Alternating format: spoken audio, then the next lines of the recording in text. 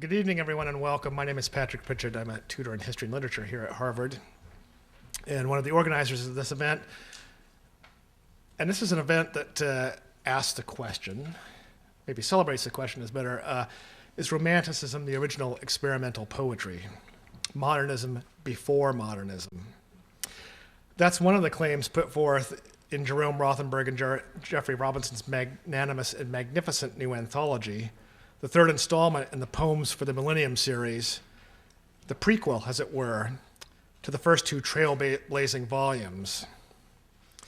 By now, it's become customary to consider an anthology as more than a collection, more than a mere sampling of flowers, but as a provocation, a challenge to rethink how poetry works and means. And one of the primary reasons for that change is a singular example of Jerome Rothenberg, who's been a tireless advocate for the radical and its often lost or suppressed tradition. Together with Romantic scholar Geoffrey Robinson, he's remapped the topography of Romantic poetry. Tonight, we'll have an opportunity to revisit how we read that topography. The first part of the evening will feature readings by the editors and a trio of distinguished poets, Gerrit Lansing, Keith Waldrop, and William Corbett. Afterwards, Romantic scholars Sonia Hofkosh and Virginia Jackson, both of Tufts University, will respond to the issues and concerns raised by the anthology, and we'll open the floor up for some general discussion. Before I turn the podium over to the readers, I just want to thank briefly some of the people who helped to make this event possible. Jim Engel and Leah Price of the English department, Christina Davis, curator of the Woodberry Poetry Room, and Daniel Wunschel of Grolier Poetry Bookshop. Please join me in welcoming Geoffrey Robinson.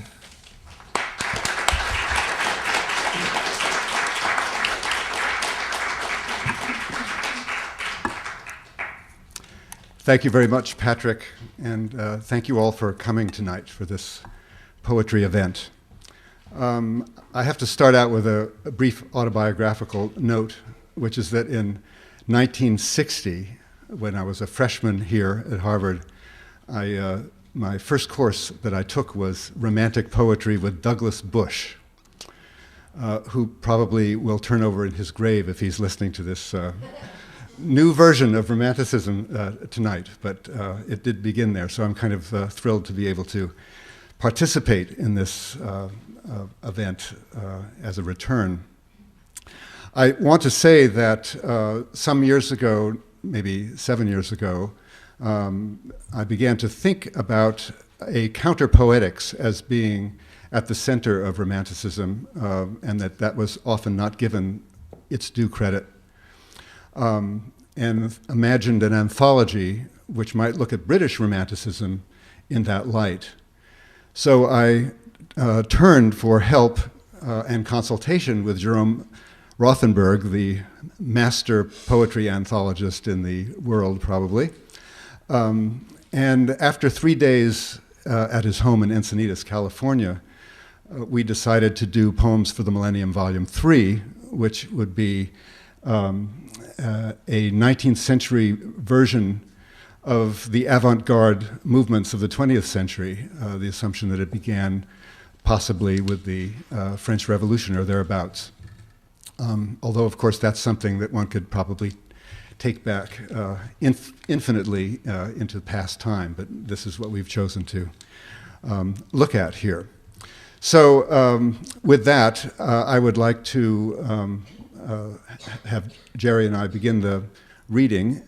Just saying one final thing, which is that one of the things that's very powerful to me about this anthology, and one that we are going to emphasize tonight, is the way that the fields of British Romanticism, as it's typically known and described, meet up with other very powerful fields in world poetry that one can find exemplified in many of Jerry Rothenberg's other anthologies. So there's a sense that European and British Romanticism sort of meet world poetry in this anthology. So now we will begin.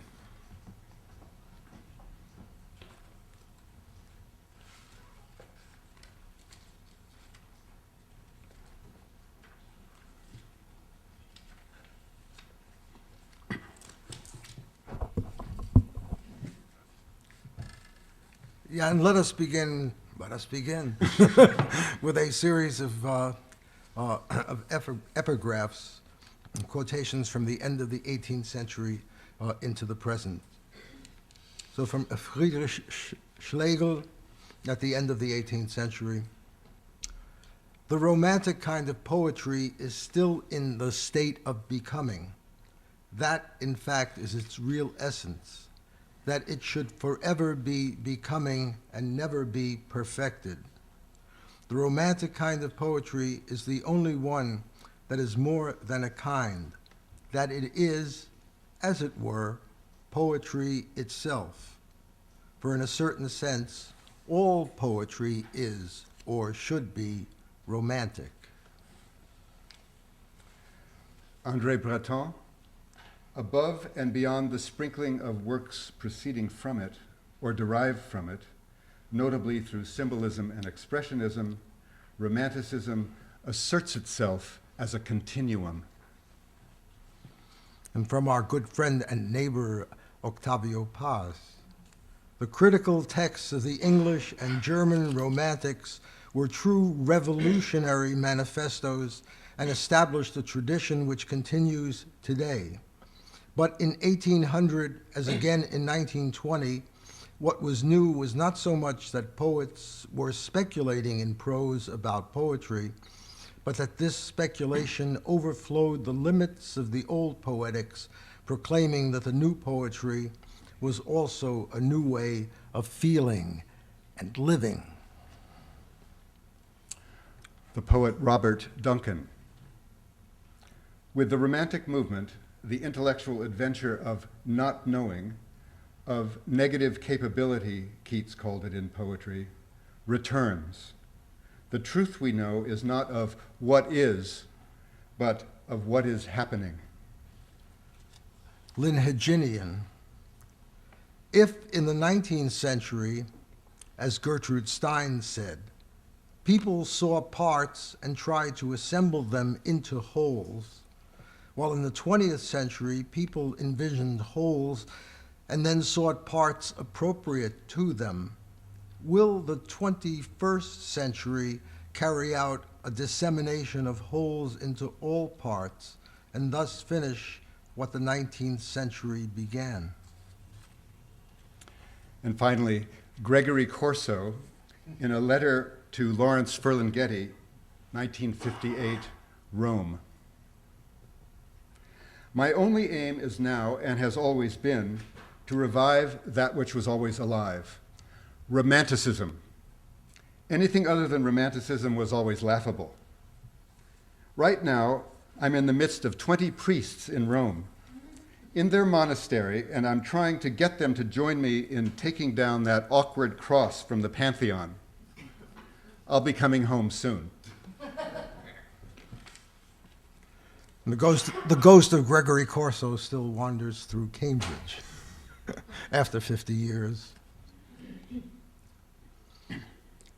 As the 20th century fades out, the 19th begins again. It is as if nothing happened, though those who lived it thought that everything was happening, enough to name a world for and a time to hold it in your hand, unlimited, the last delusion, like the perfect mask of death. Lying behind the present gathering is a sense that the most radical and experimental works of our time in poetry and across the arts belong to a continuity that stretches back 2 centuries and more, along with a presentiment of the dark turn the world has taken again in the new century and millennium opening before us. The time, it seems to us, is ready for a reassessment of where we are and where we've come from, a new mapping that will stress connections often denied, while paying equal attention to the conflicts within the lineage we're tracing. At the heart of our imaginings, as we look back over the last 2 centuries of poetry and life, is a romanticism that can, along with the modernism that follows, still come over fresh as an amazing mix of attitudes and directives. The 19th century begins again, nationalism, colonialism, and imperialism, ethnic and religious violence, growing extremes of wealth and poverty, all reemerge today and with a virulence that calls up their earlier 19th century versions and all the physical and mental struggles against them, struggles in which poetry and poets took a sometimes central part. With these dire connections to the 19th century, we can see, as an instance of that mental fight, a linking of an experimental romanticism to its modern and postmodern counterparts. In poetry, the struggle occurred, as it did in the century that followed, as convulsive unfetterings of the imagination, presumed to be restricted by the powerful hegemonies of industrial capitalism and philosophical, political, and religious orthodoxies. Appearing in the first decade of the 21st century, when the threat, both east and west, of re-emerging religious fundamentalisms are in direct conflict with the liberatory poetics as the book will present them, Poems for the Millennium, Volume 3, becomes, in our view, an instance of imagination resisting, in Blake's phrase, the mind-forged manacles of tyranny over nature and over the human mind in freedom. In its own terms, our volume calls for a reawakening to the boundary-breaking impulse in the poetry of the 19th century as it can still come down to us, a romanticism not consoling and formally traditional, as it has too often been described, but inherently transgressive and increasingly experimental. A refocusing of literary history, our gathering is also a vision of a more or less collective enterprise in poetry that links romanticism as groundwork, both formal and experiential, to the poetry and poetics of experimental modernism as revealed in the earlier volumes of Poems for the Millennium and long shared by many of the poets included in these pages. With such continuities and differences in mind, the field before us has opened to include the following, sometimes contradictory definitions and characteristics, both of poetry and of the identity and function of the poet. A first challenge to closure as regards both form and content, conventional, inherited truths, and the beginnings of an open poetry. Thus, Schlegel, that the peculiar essence of romantic poetry is that it should forever be becoming and never be perfected. Or Blake, poetry fetters the human race.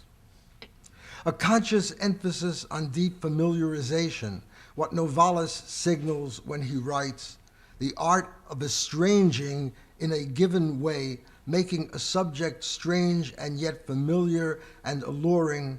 This is romantic poetics.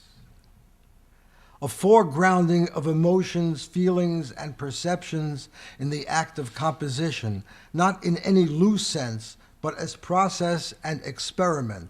Experiment, Wordsworth's term in the preface to Lyrical Ballads. Not against, but in the line of enlightenment and neoclassical emphases on rationality and logic. Offshoots of this concern are Wordsworth's poem of the growth of the poet's mind, The Prelude, and the writings of a wide range of poets concerned with alternative states of mind, from dreaming and fantasizing to mystical and psychedelic forms of experience, Coleridge, Nerval, Büchner, De Quincey. Romanticism in this sense features nascent forms of the unconscious, a term likely coined by Thomas De Quincey. The poet as visionary seer, voyant, and poetry as a vision-making or vision-recording activity, what Breton called a sacred action, though practiced most often in secular context, what Thomas Carlyle famously termed natural supernaturalism. Along with this, the poet as a conduit for other voices, as in Whitman's call for a song of myself that includes a multitude of other selves, or, where it exists, an attempt to bring excluded classes and orders of being into the mix of poetic voices and experiences. This, in turn, is a force behind an emerging ethnopoetics, which is itself, though not under that name, an innovation of the Romantic and post-Romantic 19th century. Texts in dialect and texts transcribed or translated from oral sources can then also be seen as an important part of our gathering. An erasure of the boundaries between poetry and other forms of composition and speculation. With this, as in the fragments, epigrams of Novalis and Schlegel, comes a push towards a new mode of writing that would combine literary, critical, and theoretical discourse, but philosophy and science as well, as a kind of Mischgedicht, or poem of mixed means. At its finest, a poetry that allows for a guiding principle of uncertainty, for which Keats's negative capability serves as a working model, when a man is capable of being in uncertainties, mysteries, doubts, without any irritable reaching after fact and reason, a phrase picked up by many radical and experimental 20th century poets. Alongside the celebration of beauty, both intellectual and physical, a recurring exploration of the ugly and the grotesque, taken to extremes that will continue and intensify over the coming 2 centuries. The contraries of beauty and ugliness, like good and evil in Blake's Marriage of Heaven and Hell, come together in a renewed meeting and clash of opposites. In the religious sphere, a calling into question of traditional religious forms, as in Victor Hugo's multiphasic recastings in his monumental Dieu, God, Goethe's probings into Islam, or Shelley's defense of atheism alongside his defense of poetry. At one extreme, a line from Jean-Paul to Nerval and Nietzsche explores the image of the death of God, which the 19th century French writer Charles Nodier called the most daring idea of the Romantic spirit. At another, poets like Hopkins in England and Norwood in Poland make new approaches to deity through radical recastings of language itself. Alongside romantic ideas of fancy and fantasy, an emergence of a new realism, a poetry of minute particulars, Blake, and an attention to the details of the physical, social, everyday world. Nature as a central, even a spiritual value, leads through Rousseau, Goethe, Whitman, Emerson, Thoreau, and others to the concerns with wilderness and ecology in 20th century poetry. A heightened sense of the transgressive set against an officially sanctioned ethos of gentility and conformity. The contents of a significant body of poetry open on areas that are increasingly subversive, sexual, or blasphemous, from de Sade and Blake in the 1790s through Shelley, Hugo, Jean-Paul, Baudelaire, Whitman, Mencken, Swinburne, and Nietzsche, among a host of others.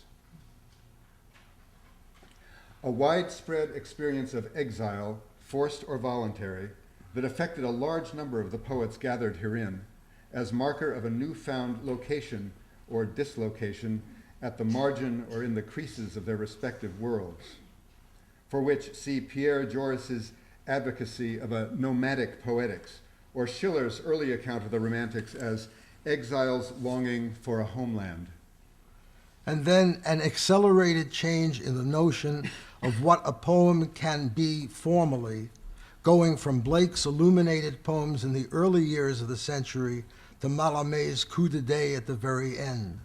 Among the changes in form are the following: irregular forms and radical transformations of poetic genres, odes, experimental sonnets, sprung rhythm, etc., and early free verse, not only as these appear in Blake, Mallarmé, and Whitman, but Goethe, Hopkins, and premeditated or not, in the palimpsests of Hölderlin. Prose as a medium for poetry, involving both the development of the prose poem and, after the fact, writings in prose that share the dynamic character of the new poetry.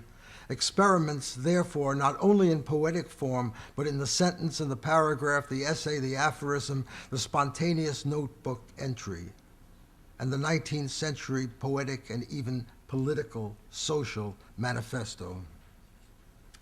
The fragment as a conscious poetic form significant enough for Philippe Lacoue-Labarthe and Jean-Luc Nancy to write, "Indeed, the Fragment, the genre in which the Jena Romantics' best-known texts are written, the genre that has become almost inevitably associated with their name, is the romantic genre par excellence. Improvisation and performance poetry as an ideal more than a realization, for example, in poems invoking the actual Italian figure of the improvisatore or improvisatrice by Byron, Coleridge, Beddoes, de Stael, and others. Approaches to what would later emerge as sound poetry, most notably in the British nonsense poets Lewis Carroll and Edward Lear, but also in the glossolalia and glossographia of the American Shakers and in the occasional works of writers such as Lafcadio Hearn and August Strindberg.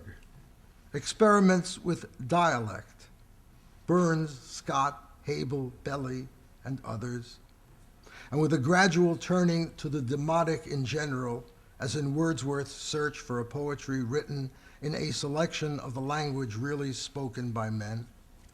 With this, too, a concurrent demand for the rights to practice an idiolect, a personal dialect and syntax, whether spoken or written, and experiments in verbal, visual interaction that would include the plates or visionary forms dramatic of Blake, the capriccios with accompanying texts of Goya, and the illustrated nonsense poems of Edward Lear. And some of those should be flashing up on the screen above us.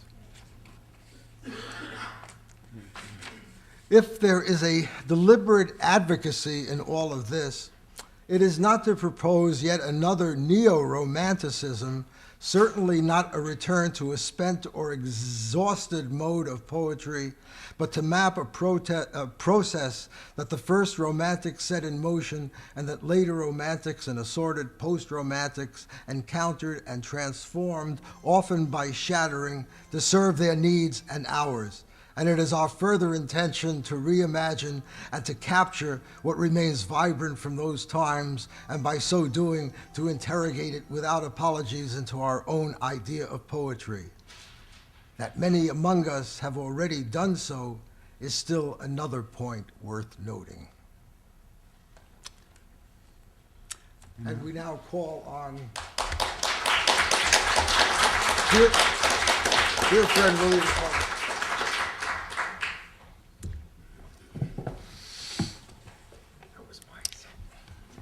Joseph Joubert, his dates are 1754 to 1824.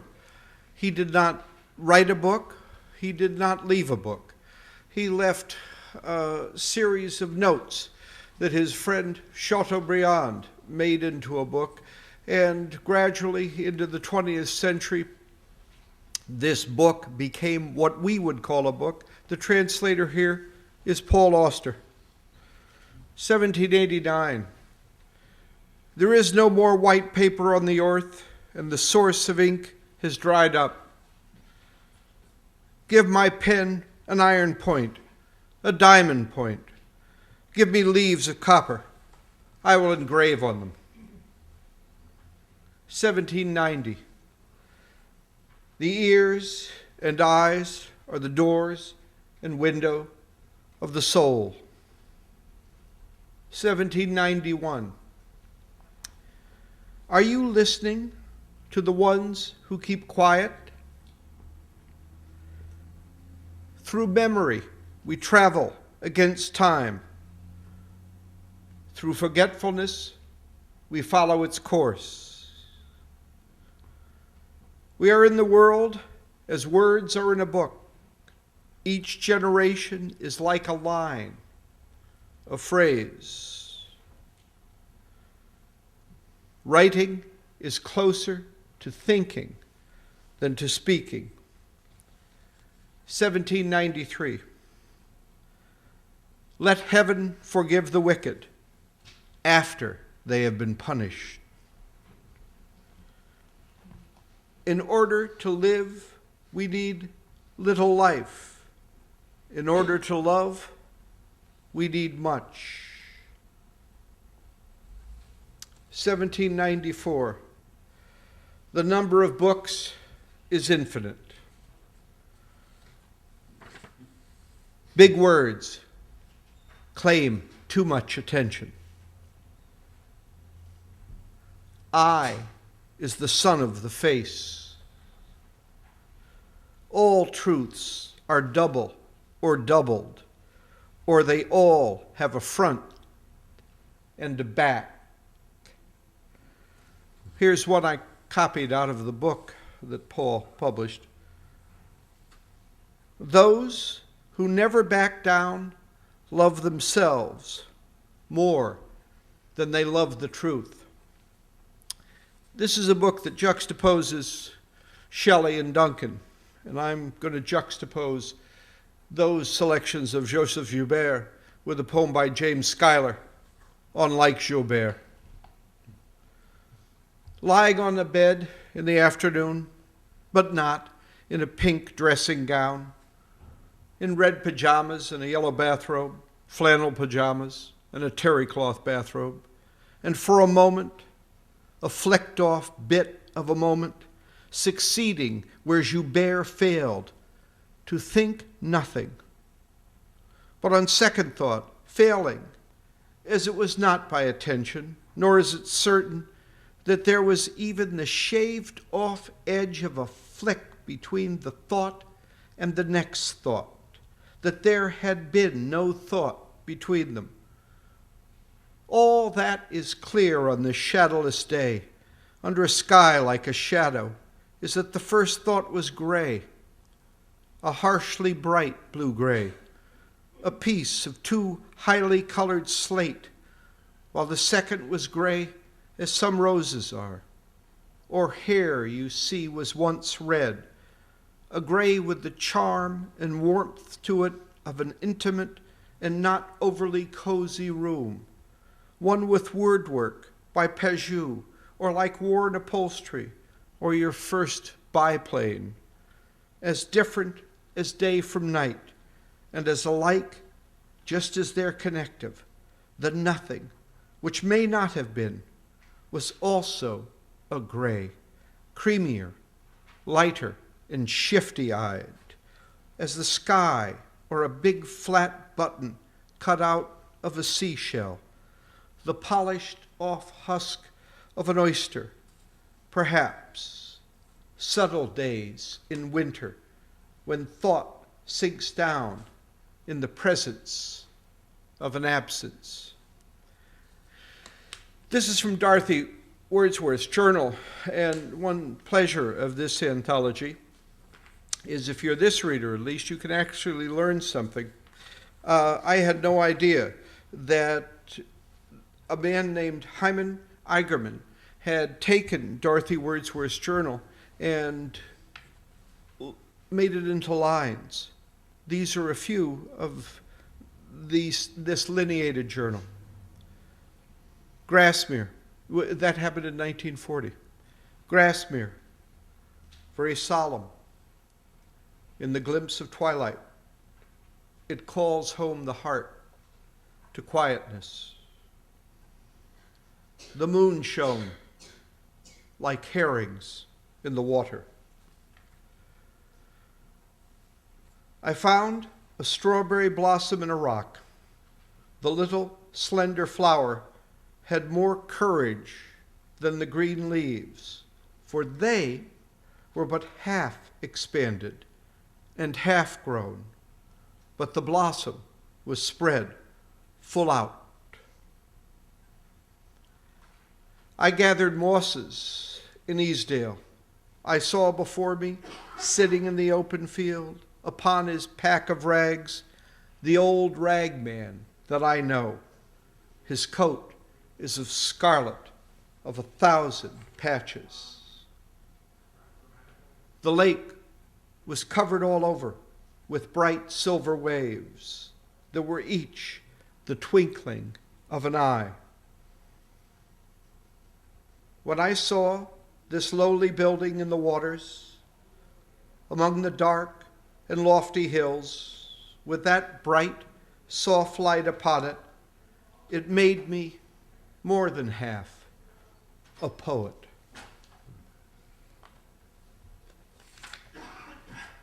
Samuel Taylor Coleridge, Kubla Khan, or A Vision in a Dream. In Xanadu did Kubla Khan a stately pleasure dome decree, where Alph, the sacred river, ran through caverns measureless to man, down to a sunless sea. So twice 5 miles of fertile ground with walls and towers were girded round, and there were gardens bright with sinuous rills where blossomed many an incense-bearing tree. And here were forests, ancient as the hills, enfolding sunny spots of greenery. But oh, the deep romantic chasm which slanted down the green hill athwart a cedarn cavern. A savage place, a holy and enchanted, as air beneath a waning moon was haunted by women wailing for her demon lover. And from this chasm, with ceaseless turmoil seething, as if this earth in fast, thick pants were breathing, a mighty fountain momently was forced. And suddenly, you read enough about this poem and you realize, Jesus, it was a wet dream. A mighty fountain momently was forced, amid whose swift, half intermitted burst, huge fragments vaulted like rebounding hail, or chaffy grain beneath the thresher's fail.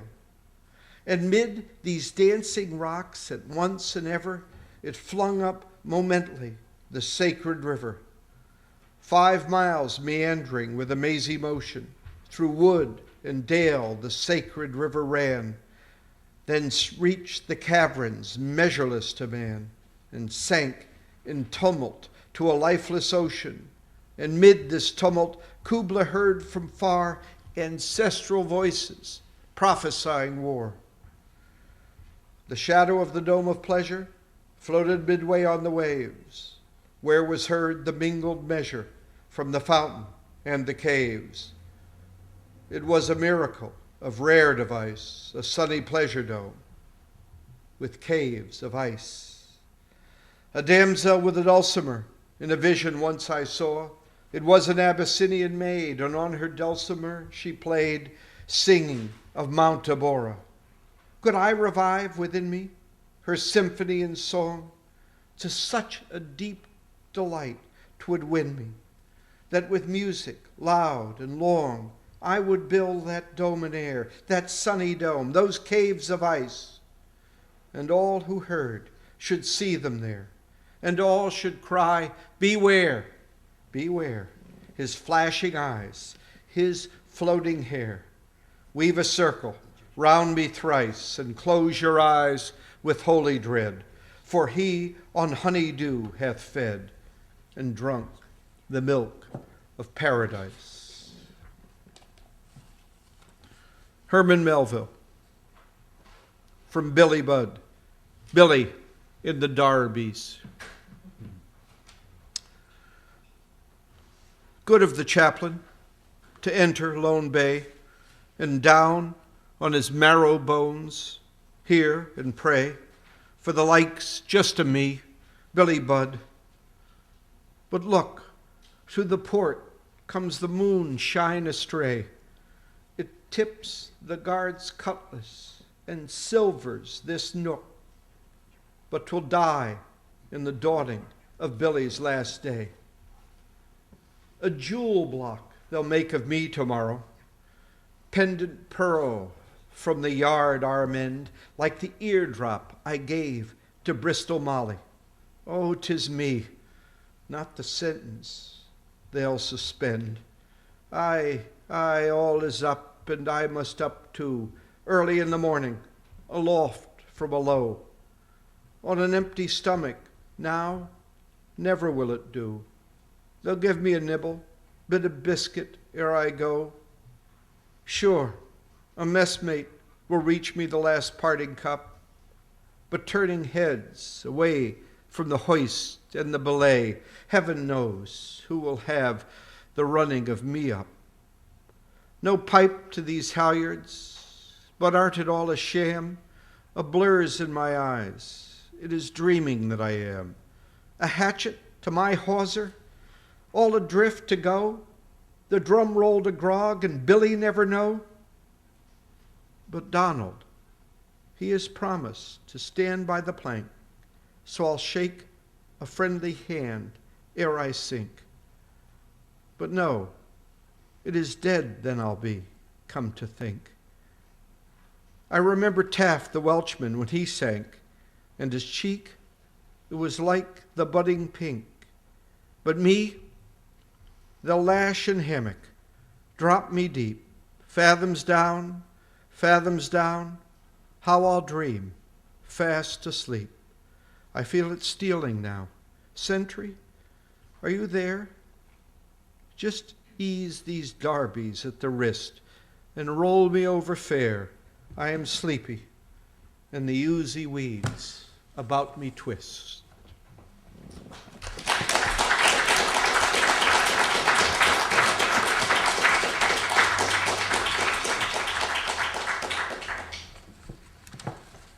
Now we're going to read a few selections from one major subsection of the book called the Book of Origins, which is partly an attempt to bring into the domain or scope of Romanticism a sense of ethnic poetics and ethnopoetics.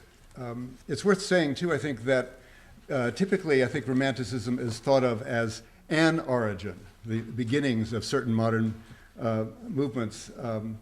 And what we're trying to emphasize more is the way that Romanticism turns to a recovery of origins from around the world. William Blake in The Marriage of Heaven and Hell.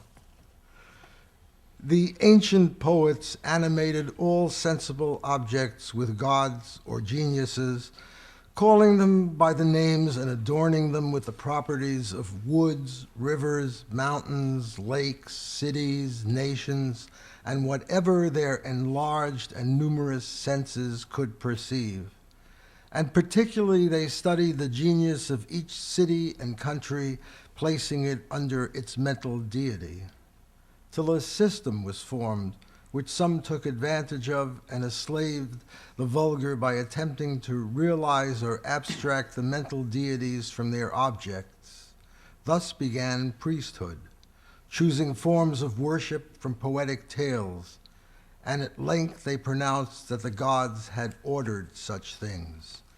Thus men forgot that all deities reside in the human breast. From E.A. Wallis Budge, 1857 to 1934, from the Egyptian Book of the Dead. This is the beginning of the chapter of changing into Ptah. Saith Osiris Ani triumphant, I eat bread, I drink ale, I put on apparel, I fly like a hawk, I cackle like a goose, and I alight upon the path hard by the hill of the dead on the festival of the great being. That which is abominable, that which is an abominable have I not eaten, and that which is foul have I not swallowed. That which my ka doth abominate hath not entered into my body. I have lived according to the knowledge of the glorious gods. I live and I get strength from their bread. I get strength when I eat it beneath the shade of the tree of Hathor, my lady. I make an offering and I make bread in Tatu and oblations in Anu. I array myself in the robe of the goddess Mateit, and I rise up and I sit me down wheresoever my heart desireth. Henry Wadsworth Longfellow, writing out of the writings of Henry Rowe Schoolcraft from the Ojibwa, Song of the Owl. The owl, ow. The owl, ow. the great black owl. Ow! He! Ah! Ha!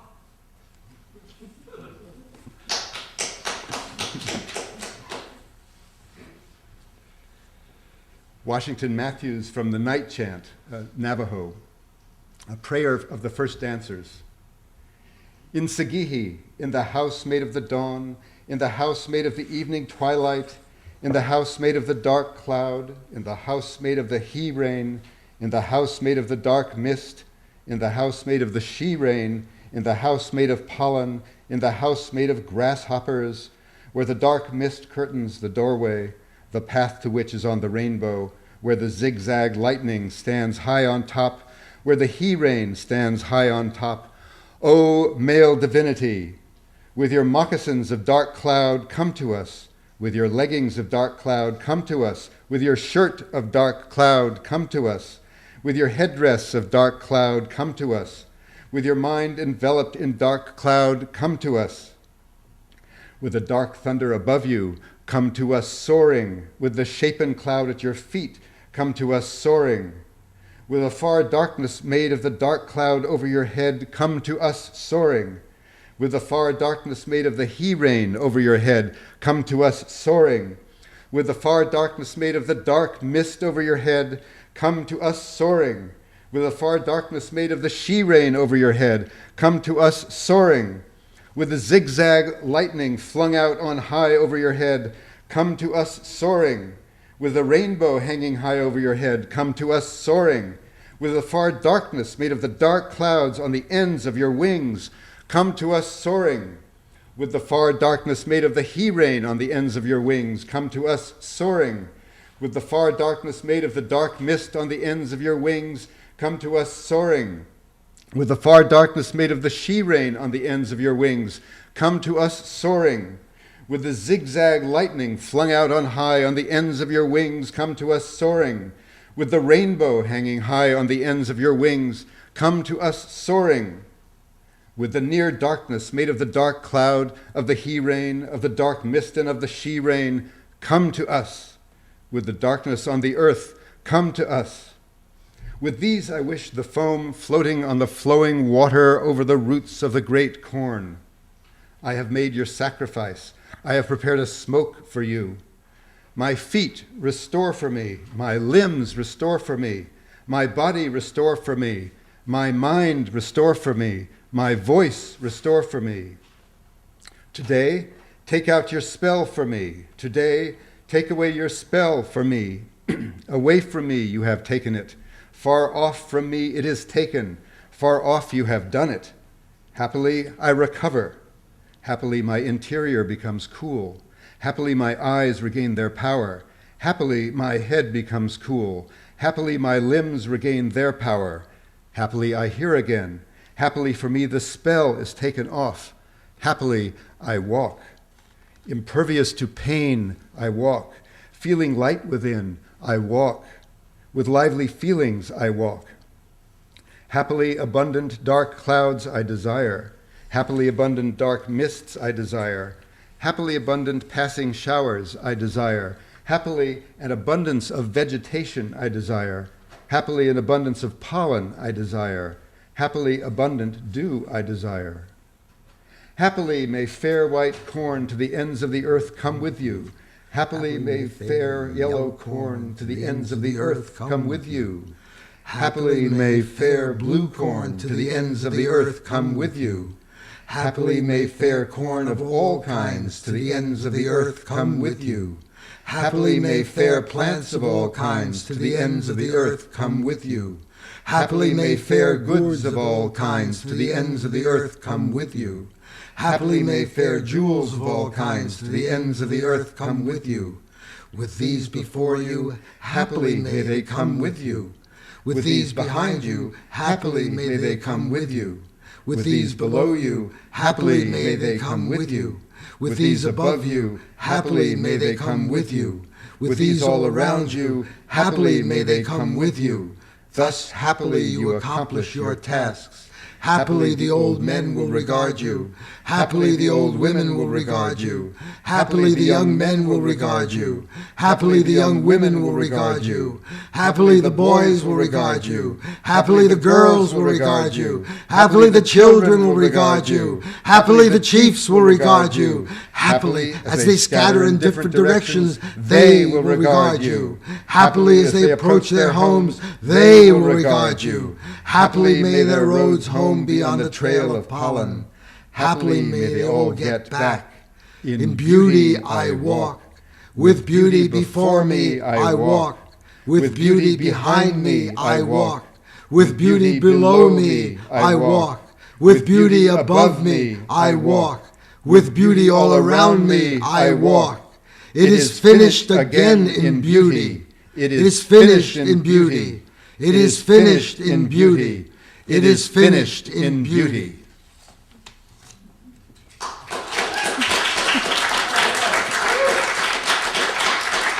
The next reader is Keith Waldrop.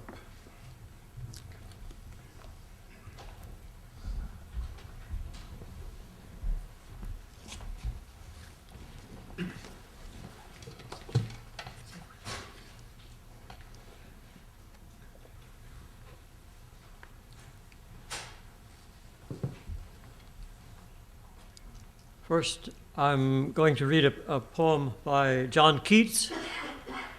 It's perhaps odd to say that it's a late poem by Keats, since somebody who died at 24 or so, that doesn't mean very much. But this is his Ode to a Nightingale.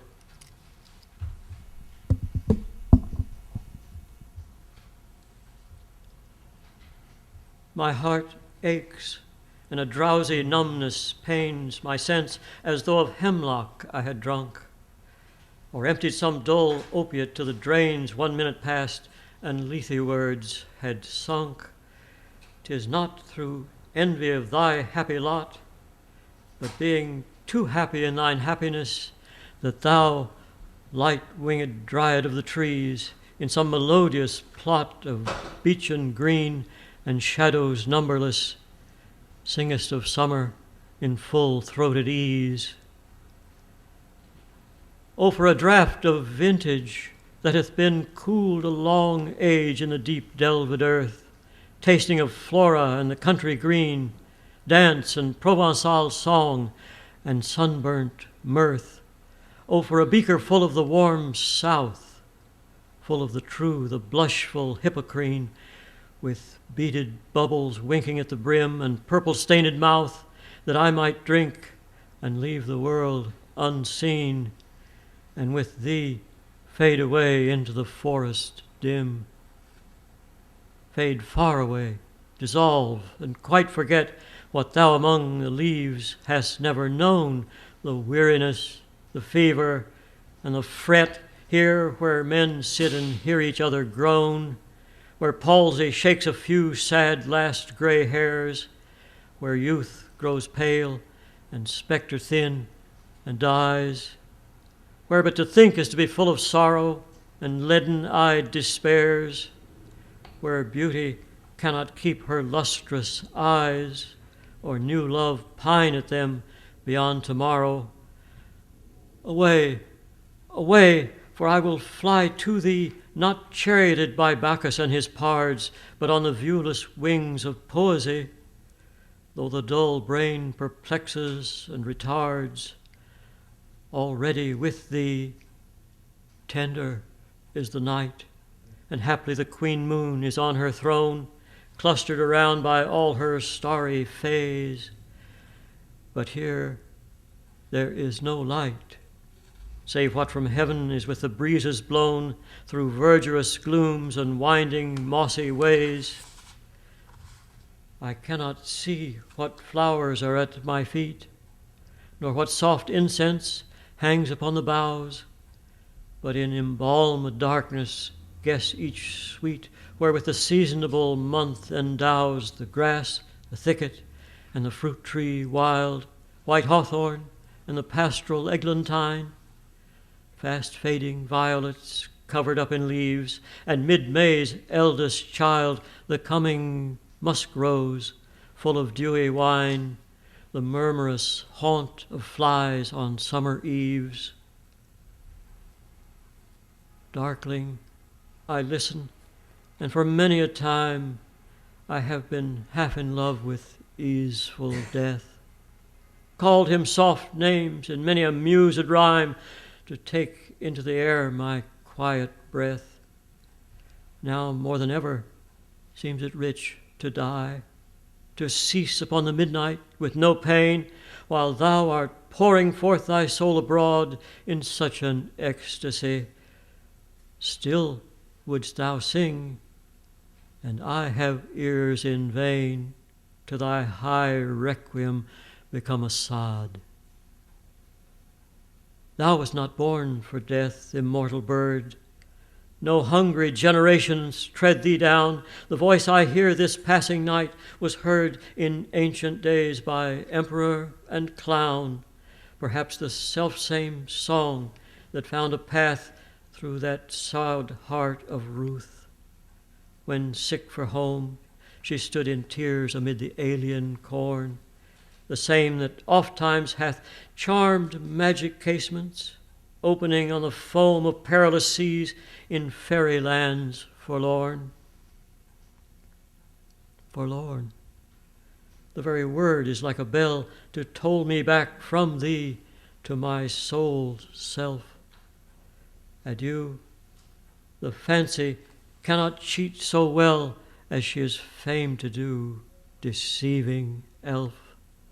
Adieu, adieu, thy plaintive anthem fades past the near meadows, over the still stream, up the hillside, and now 'tis buried deep in the next valley glades. Was it a vision or a waking dream? Fled is that music. Do I wake or sleep?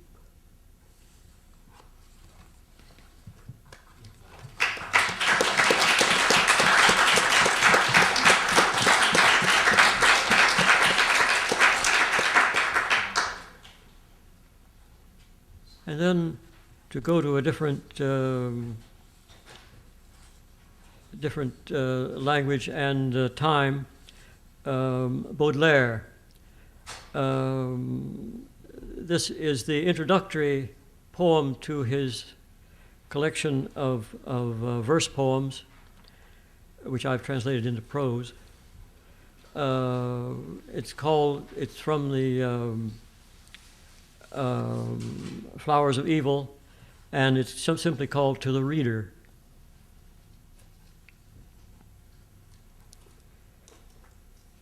Stupidity, error, sin, cupidity, they squat in our minds and torment our bodies while we nourish our comforting remorse, the way beggars feed their lice. Our sins are headstrong, our repentance faint-hearted. We make our confessions firm and full and saunter back into the mire, confident in cheap tears to rinse us clean. On the pillow of perdition, Satan Transmegistus lulls the mind, spellbinds it, and the fine metal of our will is quite vaporized by this clever chemist. It's the devil holds the strings that move us. We find a lure in loathsome objects, each day another step toward hell, unhorrified, downward through stinking shadows. Like some rake sunk to slobbering, gumming the brutalized tit of a superannuated whore, we grasp in passing a clandestine pleasure to squeeze hard as on an overripe orange. Huddled, teeming like gutworms by the million, a clutch of demons make whoopee in our brain, and when we breathe, death floods our lungs, an invisible torrent, muffled in groans. Rape, poison, the knife, fire, if these have not yet embroidered with absurd design the banal story of our sorry destiny. It's merely that our soul is, alas, not bold enough. But among jackals, panthers, bitch hounds, apes, scorpions, vultures, serpents, monsters yapping, howling, grumbling, crawling in the foul menagerie of our vices, there is one still uglier, filthier, who without grand gesture, without a yawp, would gladly shiver the earth, swallow up the world in a yawn. What? Who? Ennui. I brimming with involuntary tears, dreaming of gallows while puffing on his hookah. You know him, reader, this dainty monster, hypocrite reader, my fellow, my brother.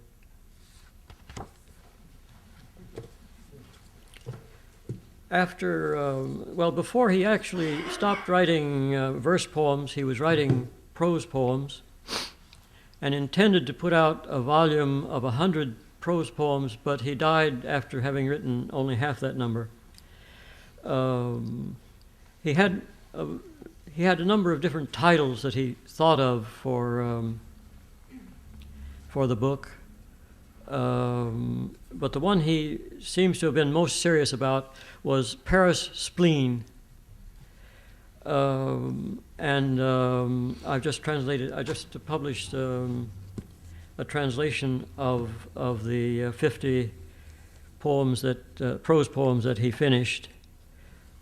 André Breton dug into this book when he was doing his anthology of black humor, and this is the poem that he chose for black humor,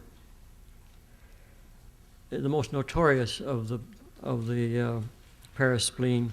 It's called The Bad Glazier.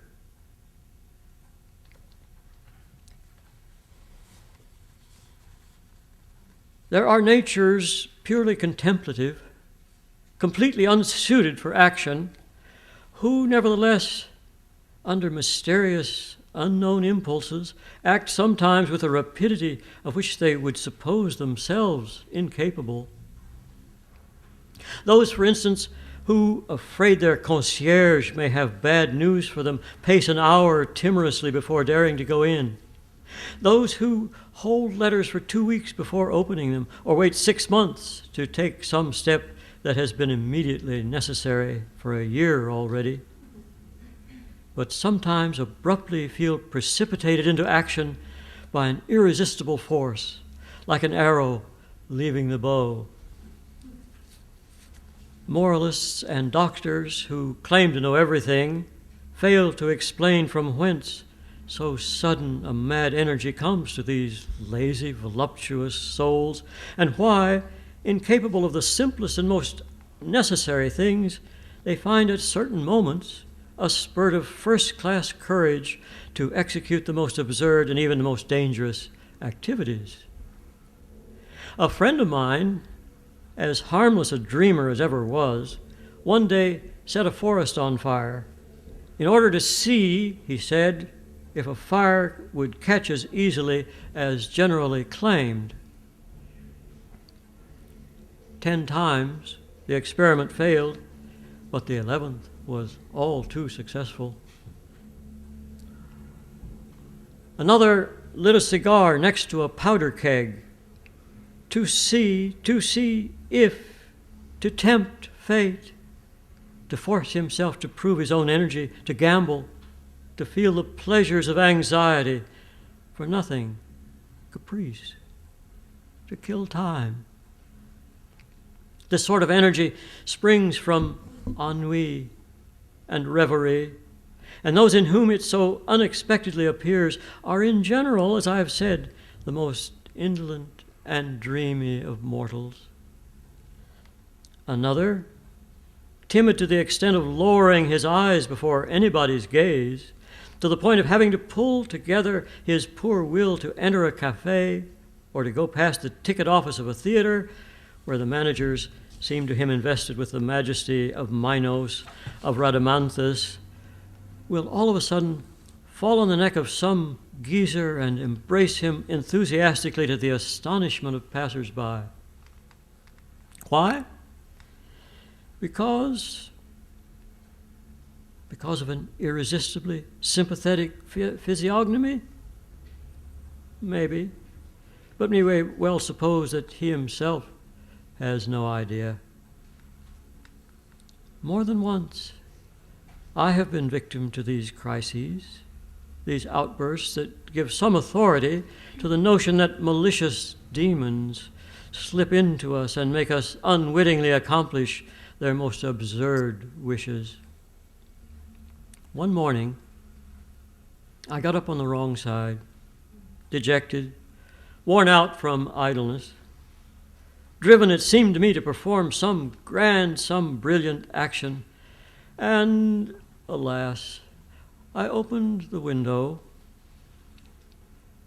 Please note that the urge to practical jokes in certain persons, the result neither of work nor planning, but of mere chance inspiration, belongs largely, even if only through the eagerness of desire, to that temper, hysterical according to doctors, by rather better minds than a doctor's satanic, which drives us irresistibly toward a host of dangerous or indecent acts.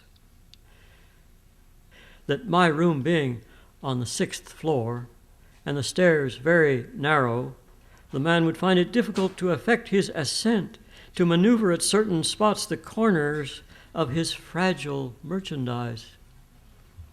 Finally he appeared. I examined curiously all his glass and said to him, "What? You have no colored glass? Pink, red, blue glass? Magical glass? The glass of paradise? Shameful. You dare promenade this poor district and you don't even have glass to suggest a better life." And I pushed him smartly toward the staircase, where he stumbled, growling. I went to the balcony, picked up a little pot of flowers, and when the man came out of the door below, I let my war machine fall straight down onto the edge of his hooks. The shock sending him over backwards, he smashed under his back the whole petty fortune he carried, from which the sound of a crystal palace shattered by a bolt of lightning. And drunk with my folly, I shouted at him madly, "The beauty of life! The beauty of life!" These nervous pleasantries are not without danger, and sometimes quite costly. But what's an eternity of damnation to one who has found in such an instant infinite satisfaction?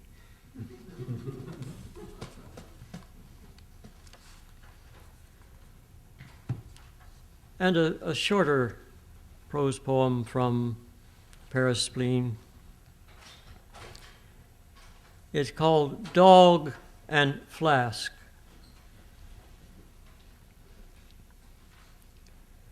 My beautiful dog, good dog, dear Bow Wow, come closer and sniff an excellent perfume purchased at the best scent shop in town.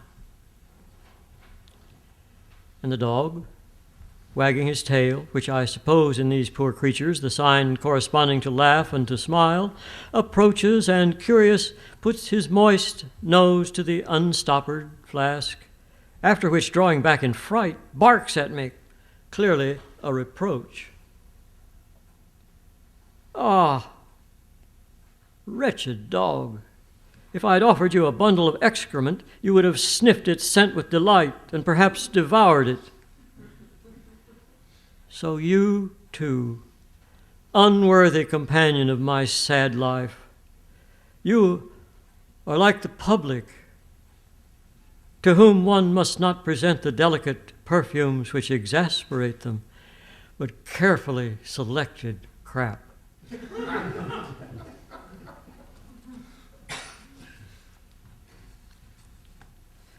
And one more of a slightly more better atmosphere.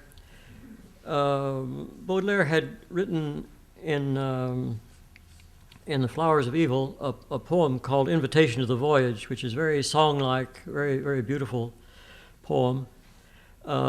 He also, probably afterwards, although this isn't necessarily the case, wrote a prose poem more or less in the same direction, but in some ways quite different. And this is the prose poem. Invitation to the Voyage. Superb land, Cockaigne it's called, that I dream of visiting with my long-standing loved one.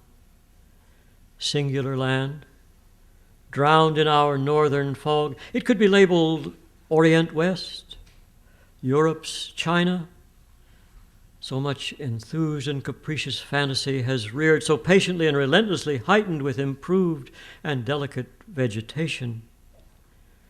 A true land of milk and honey, where all is beautiful, opulent, tranquil, honest, where luxury prides its orderliness, where life is rich, easygoing, altogether excluding disorder, turbulence, the unforeseen, where joy merges with quiet, where even cooking is poetic, at once plentiful and exciting, where everything, my angel, resembles you.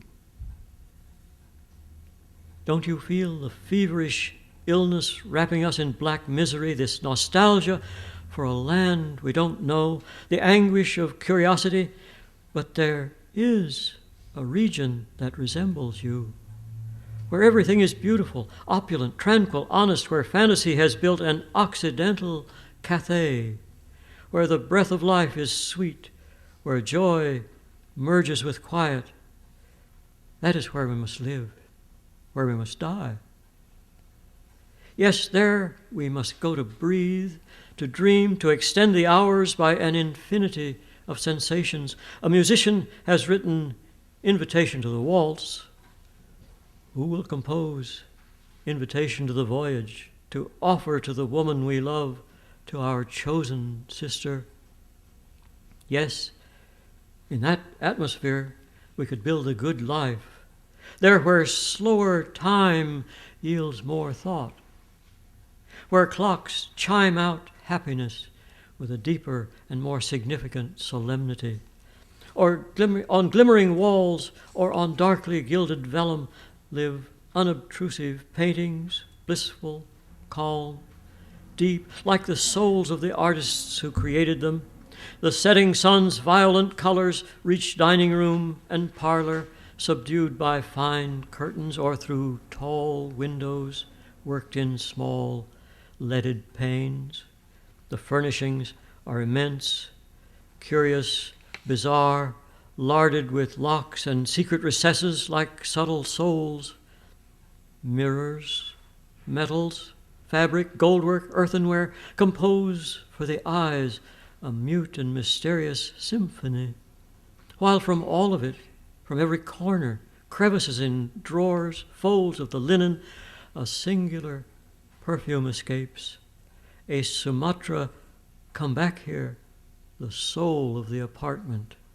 A true Cockaigne, I tell you, where all his opulent, proper, gleaming like a clean conscience, like magnificent kitchen utensils, like splendid goldwork, like gaudy jewels. Treasures of the world abound there, as in the house of a hard worker who has well deserved the whole world. Singular land, as superior to all others as art is to nature. Nature made over by dream, corrected, embellished, remolded. Let them search and continue to search, ceaselessly to push back their happiness limit. Alchemists of horticulture, Let them offer 60 or 100,000 florins to someone who can solve their difficult problems. As for me, I have found my black tulip and my blue dahlia. Incomparable flower, retraced tulip, dahlia of allegory. Is it not there, in that fair land so calm and dreamlike, we must go in order to live and to flower?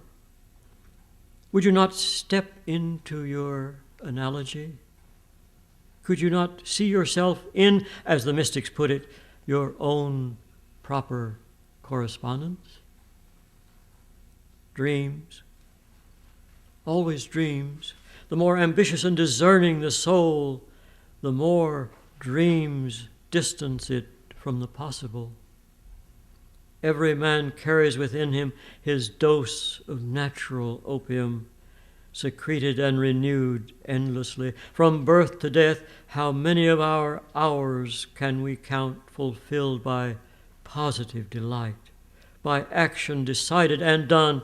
Will we ever live, ever cross into this picture my spirit paints, this picture which resembles you? Such treasures, such furnishings, this abundance, this order, these perfumes, miraculous flowers, all this is you. You as well, the grand rivers and tranquil canals, afloat on them, loaded with valuables amid the monotony of the crew's songs, those enormous ships are my thoughts. On your bosom sleeping or sailing, you conduct them gently towards that sea which is the infinite, reflecting the while celestial depth in your beautiful and pellucid soul. And when, sick of the sea swell and overloaded with eastern goods, they return to their native port, my thoughts, grown rich, still turn again from the infinite towards you. Thank you.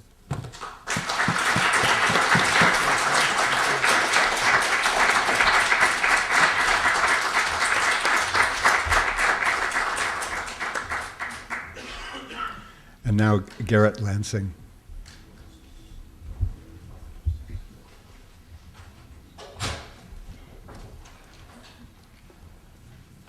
2 weeks ago, I spoke with the poet-translator Robin Blazer in Vancouver and told him I plan to read from his translations of the sonnets, free translations, Les Chimères of Gérard de Nerval. And let's see. Delphica. Do you understand this old ballad at the foot of the sycamore or under the white laurels? Do you know it, Daphne? Beneath the olive, the myrtle, or the trembling willows? This love song, which always begins again? Do you recognize the temple with huge columns and the sour lemons when you bit them, the cave hiding an unexpected end, part of the tale of the dragon's seed? You shed tears over returning ghosts. We read the sound of an earthquake for signs. So the Sibyl with dark skin is asleep under the arch of Constantine. Nothing has troubled the cold gate. And this poem is Artemis. The 13th returns, still the first, and she is always the only one. Or this is the only moment, but you are queen, you, the first and last. Are you king? You, the only or the last love? Love him who loved you from the cradle to the grave. The only one I loved loves me dearly still.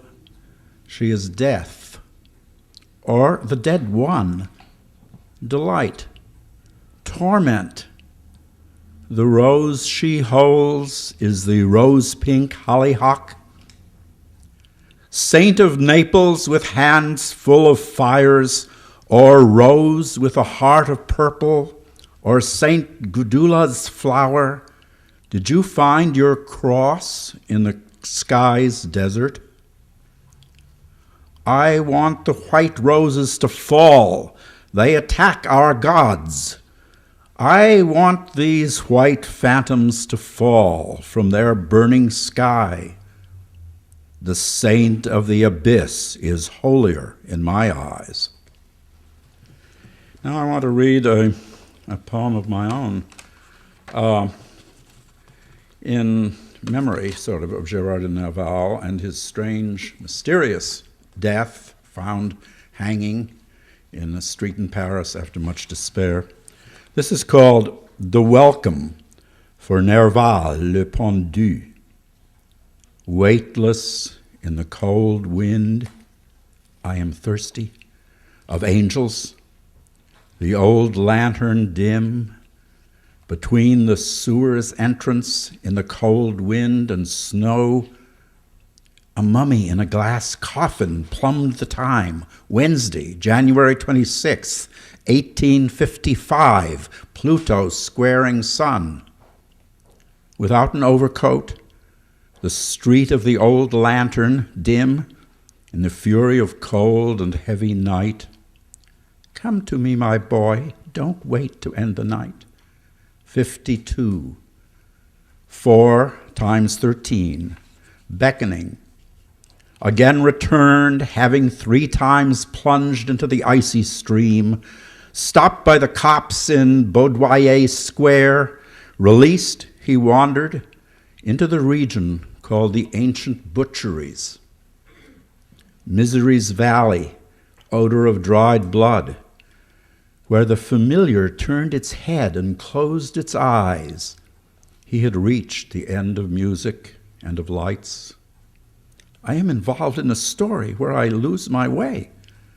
Again the crow spoke, j'ai soif. Gerard unwound the sacred string, said a word he knew, and opened the door for glory. It was the 13th hour. Now from the lunar poetry, I want to pass quickly to a solar poet. Let's see. Walt Whitman, This Compost. Something startles me where I thought I was safest. I withdraw from the still woods I loved. I will not go now in the pastures to walk. I will not strip the clothes from my body to meet my lover, the sea. I will not touch my flesh to the earth as to other flesh to renew me. Oh, how can it be that the ground itself does not sicken? How can you be alive, you growths of spring? How can you furnish health, you blood of herbs, roots, orchards, grain? Are they not continually putting distempered corpses within you? Is not every continent worked over and over with sour dead? Where have you disposed of their carcasses, those drunkards and gluttons of so many generations? Where have you drawn off all the foul liquid and meat? I do not see any of it upon you today, or perhaps I am deceived. I will run a furrow with my plow. I will press my spade through the sod and turn it up underneath. I am sure I shall expose some of the foul meat. Behold this compost. Behold it well. Perhaps every mite has once formed part of a sick person. Yet behold, the grass of spring covers the prairies. The bean bursts noiselessly through the mold in the garden. The delicate spear of the onion pierces upward. The apple buds cluster together on the apple branches. The resurrection of the wheat appears with pale visage out of its graves. The tinge awakes over the willow tree and the mulberry tree. The he-birds carol mornings and evenings while the she-birds sit on their nests. The young of poultry break through the hatched eggs. The newborn of animals appear. The calf is dropped from the cow, the colt from the mare. Out of its little hill faithfully rise the potato's dark green leaves. Out of its hill rises the yellow maize stalk. The lilacs bloom in the dooryards.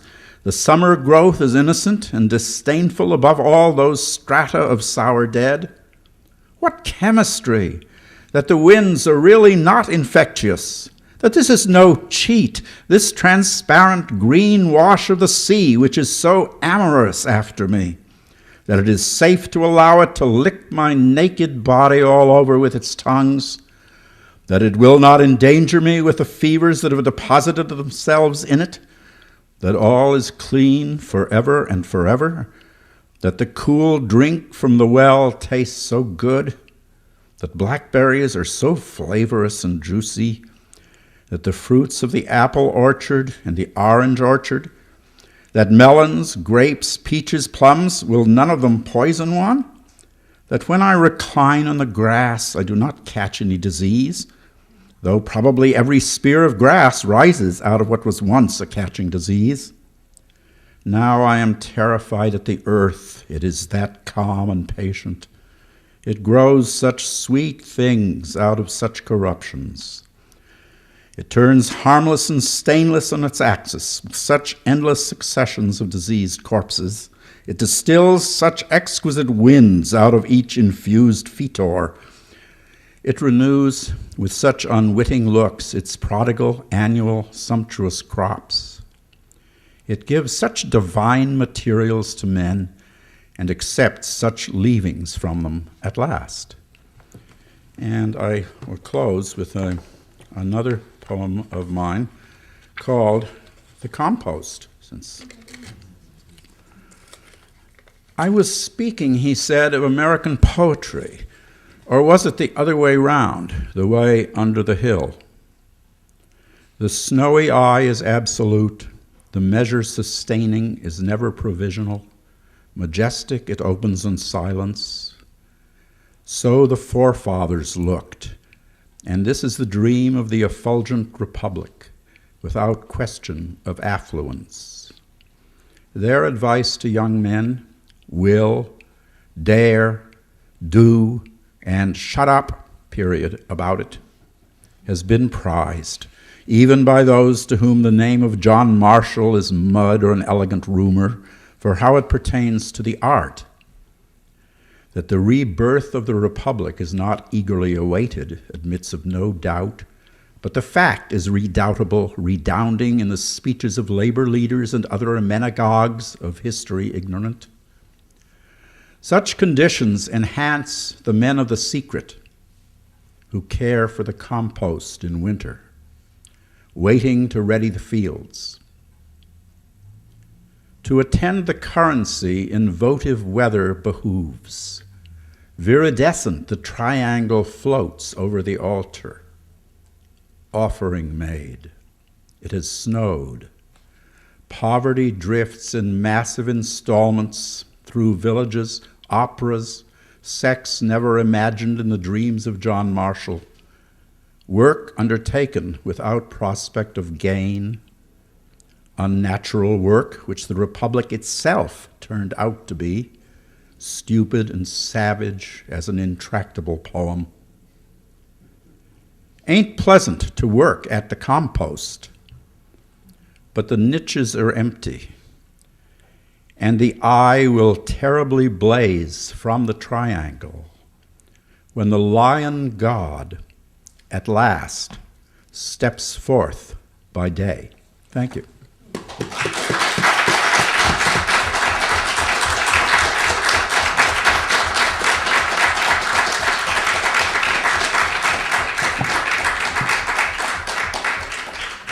And now, before we turn to Sonia, Hofkosh, and Virginia Jackson for response, we'd like to conclude with two farewell poems. And at the risk of pushing Whitman one more time, I'm going to read his short poem, Goodbye, My Fancy, which ends with a kind of a lovely twist of the Catullin Avatque Wale near the end. Goodbye, my fancy. Farewell, dear mate, dear love. I'm going away, I know not where, or to what fortune, or whether I may ever see you again. So goodbye, my fancy. Now for my last. Let me look back a moment. The slower, fainting ticking of the clock is in me. Exit, nightfall, and soon the heart thud stopping. Long we have lived, joyed, caressed together. Delightful. Now separation. Goodbye, my fancy. Yet let me not be too hasty. Long indeed have we lived, slept, filtered, become really blended into one. Then if we die together. Yes, we'll remain one. If we go anywhere, we'll go together to meet what happens. Maybe we'll be better off and blither and learn something. Maybe it is yourself now really ushering me to the true songs. Who knows? Maybe it is you, the mortal knob, really undoing, turning. So now finally, goodbye and hail my fancy.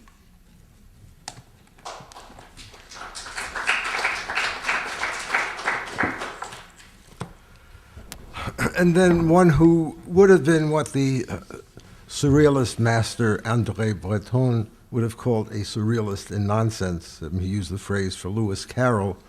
But Edward Lear, who's turned up in some of the readings that we've been doing with guest poets, twice with the limerick that I will read, and then a kind of farewell poem from Edward Lear.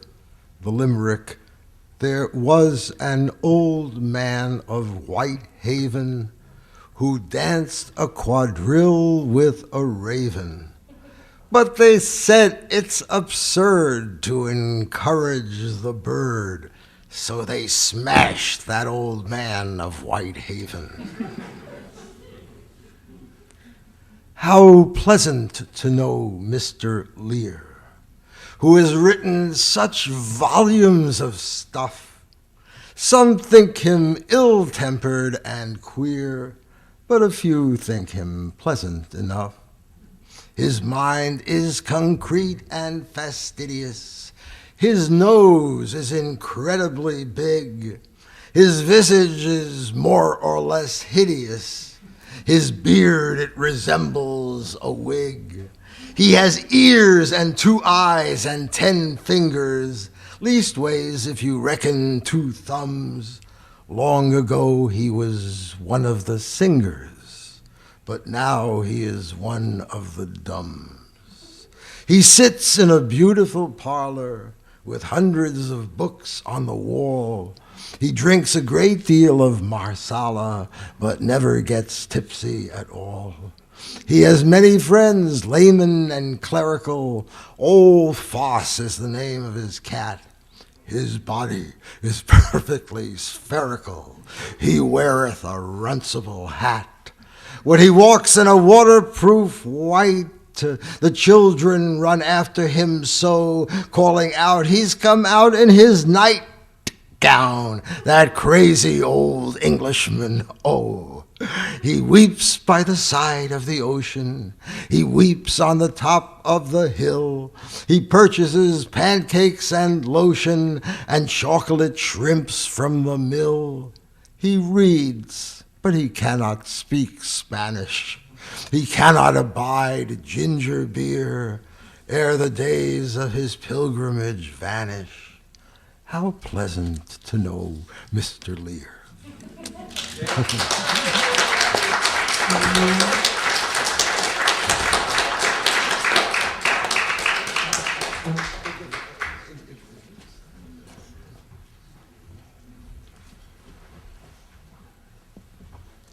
And now our first respondent is a wonderful romanticist who teaches at Tufts University, Sonia Hofkosh.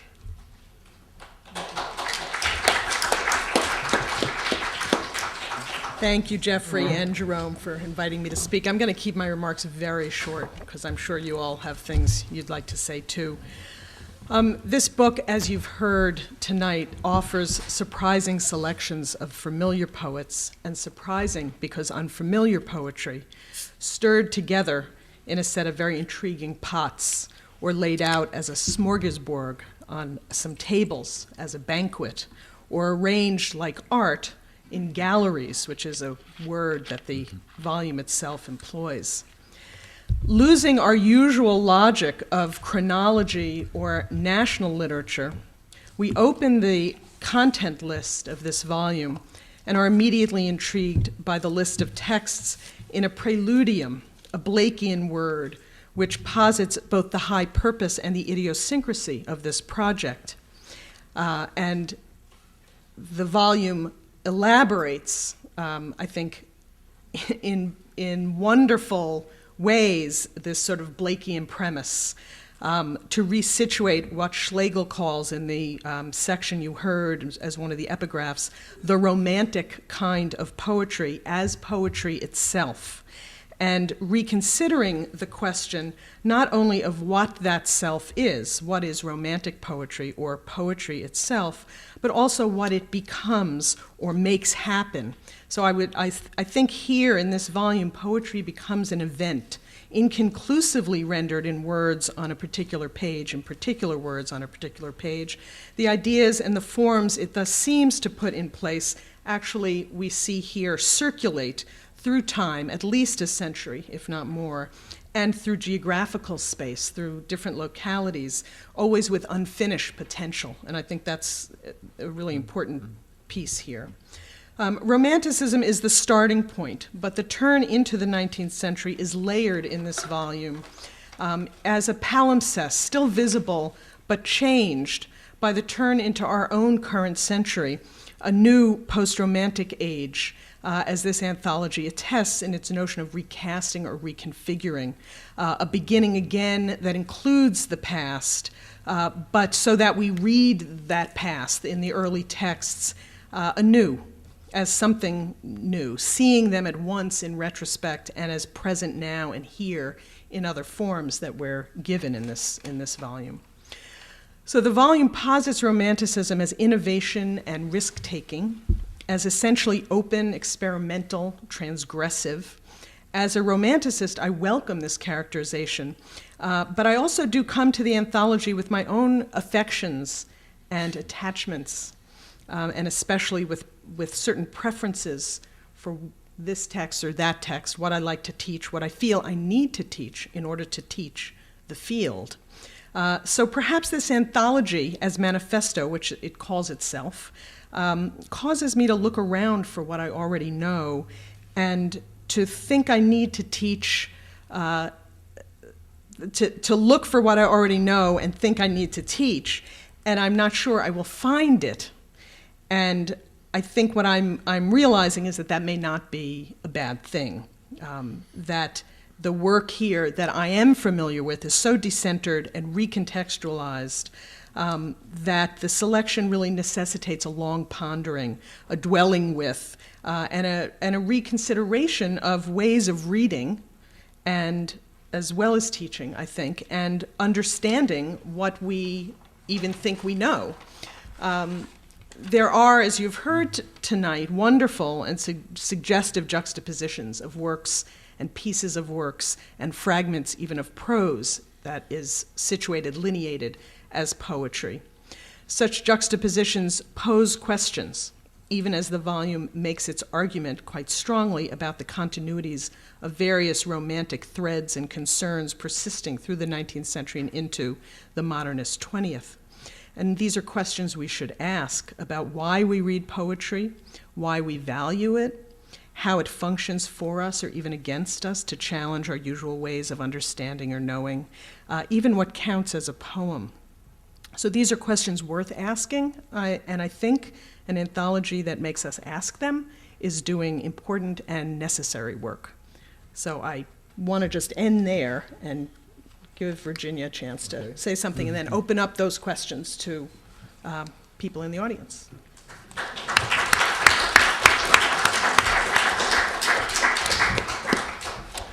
Thank you, Sonia. And now Virginia Jackson, an eminent Americanist at Tufts University and very interested in poetics. Actually, I have a kind of handout. There aren't enough for everybody, but I'm going to pass them around. You guys maybe can share. You guys pass them. Thanks, Dan. Can we share one? Oh, you guys can share one too. Save one for the, pass one up here. Sorry.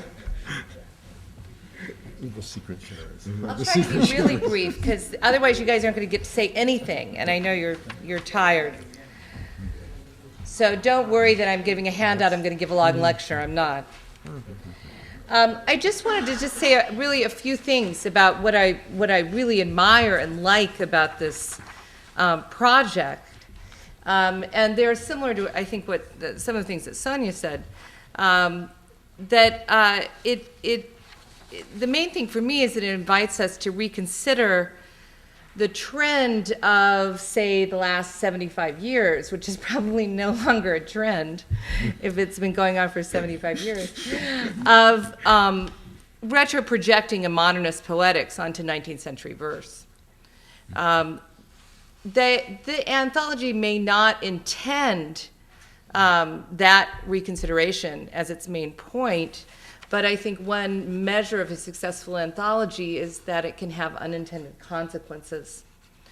So I won't rehearse my own versions here of the alternatives to that modernist retro reading, because I want to emphasize instead the alternatives made available by this anthology. What the anthology does is to make visible some of the complexity, I think, of 19th century poetics, not least by actually including, and I don't think anybody actually read those this evening, but includes some poetic treatises, which is what one always wants anthologies to do, and they so rarely do. So I just want to thank you for having done that. It also extends that complexity toward modernism in a way that itself might revise the way we read modernism. That is, instead of reading backward, it asks us to read forward. And as if that weren't enough, and for me, really it is, it offers actually, and this is what the editors were mentioning earlier, it offers cross-cultural complications. The anthology demonstrates that the sort of normative temporality between British modernism, British romanticism that becomes American modernism, that narrative that is a kind of, I think, falsely dominated Anglo-American literary histories, is not sufficient. And this book messes that up, and I really like that. As Jeffrey Robinson does actually also in his Unfettering Poetry, it shows that romantic lyrics are not the only show in town in the Romantic period on either side of the Atlantic. And it also shows that cross-cultural influences need to be considered more seriously, not just as influences or kind of spice in the Anglo-American stew. So I just want to give one quick example of something this anthology taught me. There are so many benefits, I can't elaborate, so one example we'll just have to do. As the Romanticists here will know, in his famous book, The Mirror and the Lamp, M.H. Abrams credits one Sir William Jones, Jones's 18th century translations from the Persian and Sanskrit with helping to give rise to an expressive aesthetic theory that itself becomes Romanticism. I've been thinking about what that means for a while, and lo and behold, I open this anthology, and there is Sir William Jones and his translations from the Sanskrit and the Persian, specifically one of the translations which you have on your handout, which is a translation of a poem called Hymn to the Night. I didn't actually give myself one, but I think I remember it. And I was actually flabbergasted when I read this poem, which I had not read. So this anthology made it available to me for the first time. And I think it allowed me to make actually a scholarly discovery, which is that Longfellow's poem, Hymn to the Night, which you also have on that handout, is a ripoff of the William Jones. That's kind of what Longfellow did. He ripped a lot of people off. And actually, you're not supposed to say that at Harvard, but Poe knew that, and he was very exercised about it when he reviewed Longfellow's book, in which he published Him to the Night, and he accused him of plagiarizing, but he didn't say it was William Jones that he was plagiarizing. Actually, as you see, what Longfellow does is he just, he Hellenizes it. He gives an epigraph from the Iliad, welcome thrice played for night, and then he puts in some other things. And it's not a direct plagiarism, but let's say it's a borrowing. It's a testament to the influence of this kind of translation, and a testament to how these texts circulated in the 19th century. And that's one of the many wonderful things that this anthology makes available, and I think Poe should have had a copy. So that's all I want to say.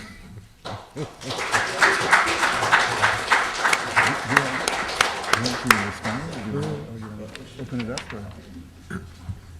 Well, no, I think we can talk a little to, Okay. I don't know. Is it were these things cooking? Yeah, okay.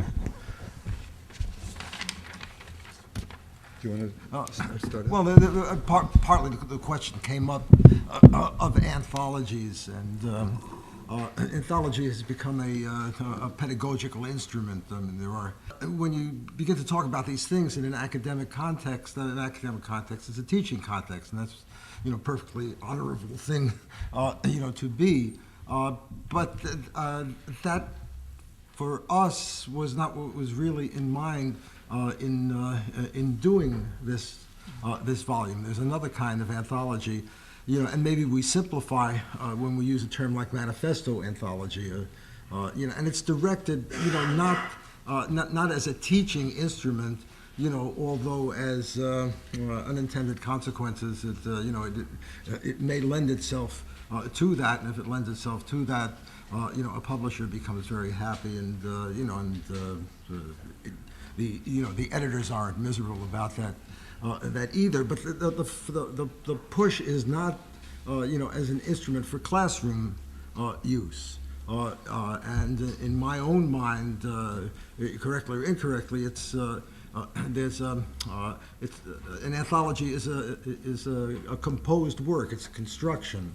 And to make an anthology is like for me, to make a large poem or a large other work. I don't know why we have to, reference everything as a poem, except that we hold poems to be things of great value.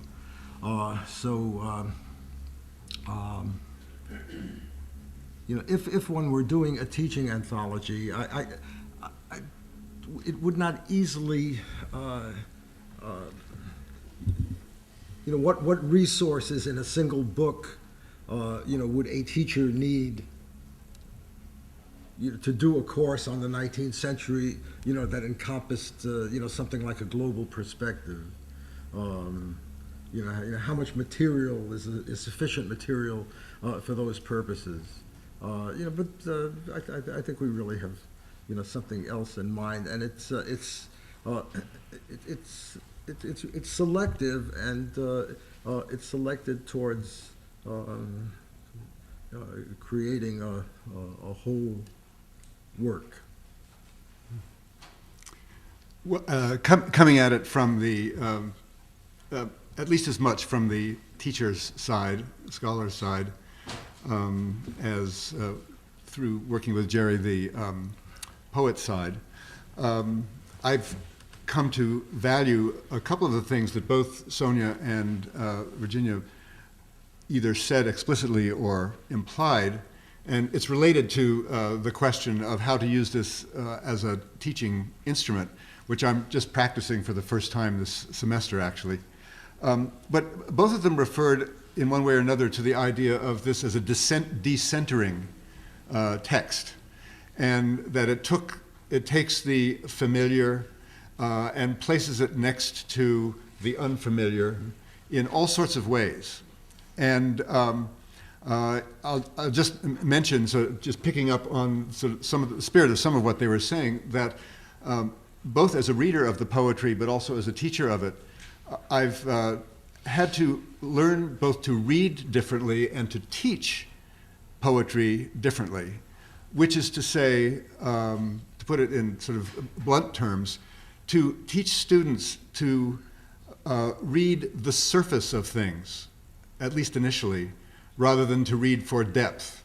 That basically the model of reading poetry that we've been given over this last 75 years or so is a kind of the vertical coordinate, right? I mean, there's meaning to be had, and it's down underneath someplace, and you work your way through this to get to that. But in the course of doing that, very often you miss things which, when you juxtapose texts that you don't expect to see next to each other, you miss things that you start seeing.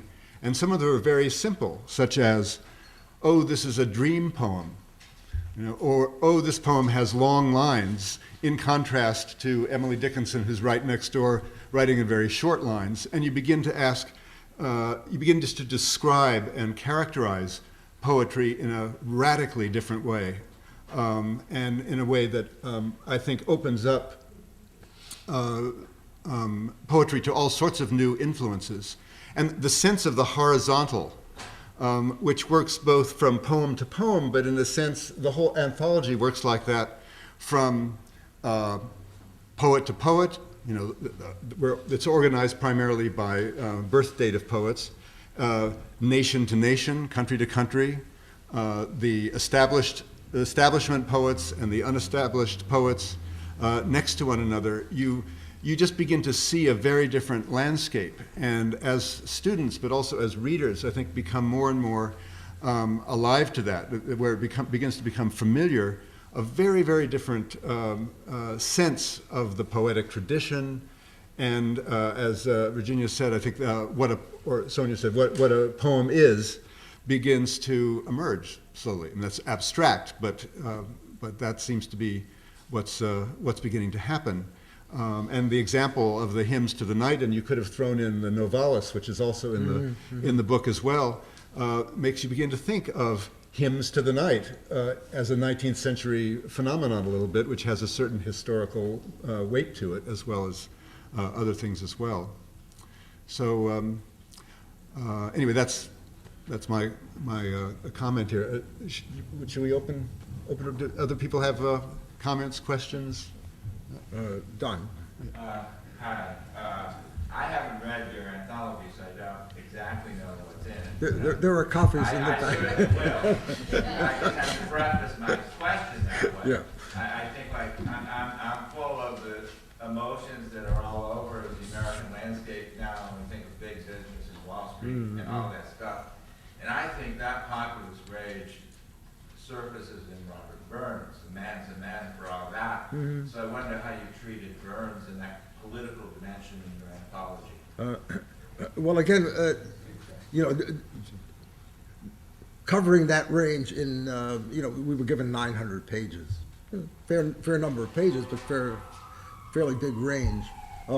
Burns obviously comes into it, and the way we selectively chose to put him in was with a long operatic theatrical work that goes under a couple of different names.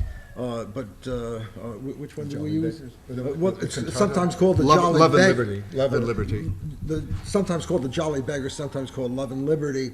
And it's it's a fully demotic Burnsian opera. Rather difficult outside of the dialect, to follow it, as happens with the more complicated Burns poems, and that preceded by one of the simpler Burns lyrics, "My love is like a red, red rose." And partly "My love is like a red, red rose" because later in the anthology, Gertrude Stein says that when she says a rose is a rose is a rose, the rose blossoms in the English language for the first time in 150 or 200 years. So the sick rose gets in there. The sick too. rose of Blake also, comes into it. But that's a little game that we're playing there. Well, I guess the larger question was this revolutionary romantic political engagement with with, you know, oppression and human justice, and how that surfaced in the anthology. Well, it surfaces again. I mean, it's one of the you know, if you want to go to the anthology by themes, it's one of the themes in you know, in the anthology. You know, Shelley is presented in very political terms. You know, a section from the Peter Bell parody describing the hell of London. You know, the sonnet London in 1819. You know, and out of Queen Mab, you know, the poem, the section that begins with the death of the you know, the death of the atheist, the killing of the atheist, you know, along with Shelley's notes to Queen Mab, you know, on his doctrine of atheism, you know, and then in the commentary, you know, our own comments, you know, about the political nature of Shelley's writing, you know, as well as citations from a really terrific essay by poet Michael Palmer, you know, on you know, Shelley, the politics of you know, of Shelley, and of course the great intelligence of you know, of Shelley, and you know, he's not there's no helpless creature there, although you know, unfortunately he dies at a you know, too soon. Yeah, another way of answering that question, I think, would be to quote a line that appears a couple of times. It sort of presides over the book, I suppose you'd say, is Blake, poetry fetters the human race. And so one section we didn't read from is called the Book of Extensions, which is a section that really works with experimental destabilizings of language, syntax, generic distinctions, all that kind of stuff. And so we see that as part of that spirit of poetry, where the politics of a destabilized language and destabilized forms asserts a certain, traditionally, certainly since Romanticism has asserted a certain political power. I guess it goes back at least to Milton. Yeah, and politics is not only, I mean, as you know, when the poet is being overtly political, you know, but there's a kind of, you know, political nature to this kind of poetry that permeates it, you know, even when it doesn't seem to talk to a particular political or social, you know, situation. But, you know, but certainly not to, you know, not to push aside those poems in which, you know, the poet goes, you know, full blast on a political theme. Yes.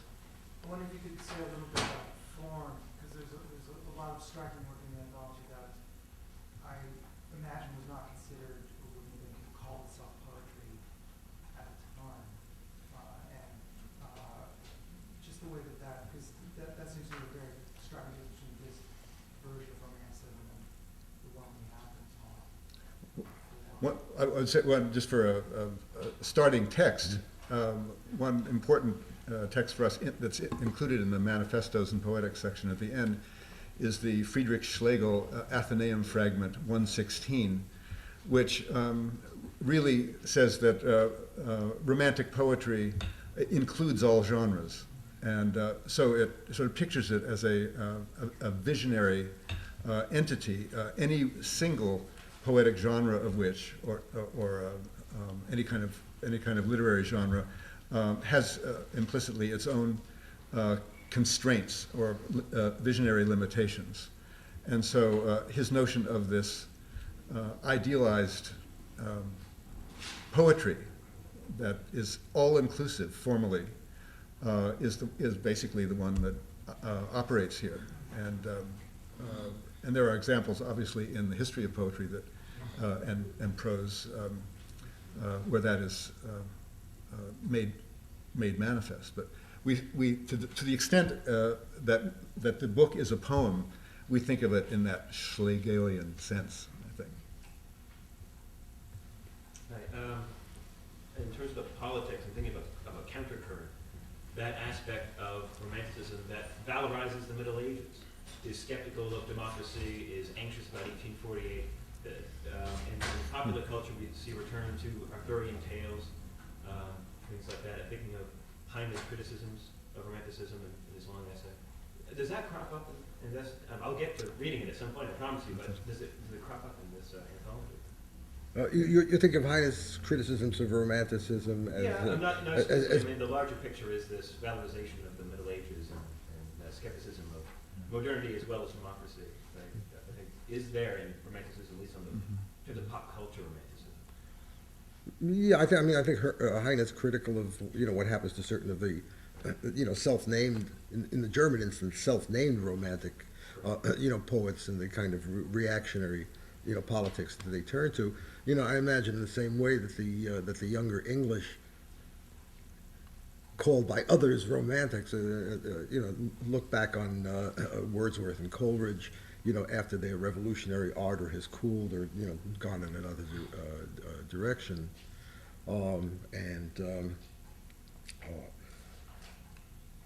one would hardly frame the entire 19th century as as one great revolutionary love fest or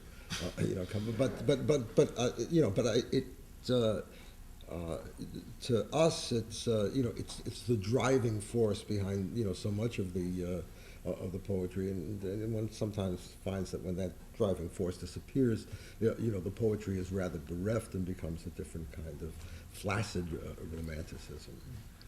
It's worth noting, I think, and some will probably think of this as a grave omission, that there's no Walter Scott in the anthology.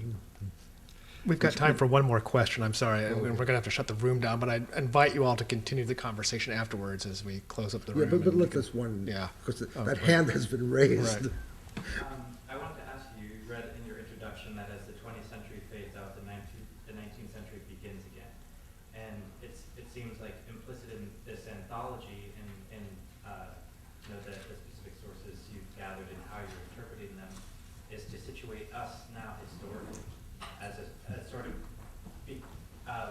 either returning or becoming aware that in our turn back to the romantics that we are, or poetics or poetry is in fact romantic. And I was wondering what evidence do you find of that in poetry now, or where you see poetry going, as opposed to, we might be returning to many other things. Why romanticism? Oh, I wouldn't view it as a return to romanticism. I would say what's here is a recognition, of something that that comes into new being with the first romantics. That's for poetry, a significant moment. At one point we were talking about it as a kind of big bang for poetry. So I in a way wouldn't see it as a return to romanticism, but that that the effects of what happened at the end of the 18th century, beginning of the 19th century, are continuing into the present time. Transformed, changing, and so on. But one can recognize the connections. And for some poets, some poets very close to us, that connection to romanticism is a matter of a most intense identification. It's not a trivial matter. But I wouldn't. I would avoid the notion of a return to romanticism. But I was just going to say too that if you scan down the list of those characteristics that we read near the beginning that are from our introduction, I don't think there's a great deal there that modern poets of the most vital sort would say, oh, that's from the past, or that's outmoded, or something like that. So those notions have come forward to the present in many works of literature. As opposed to return. Yeah.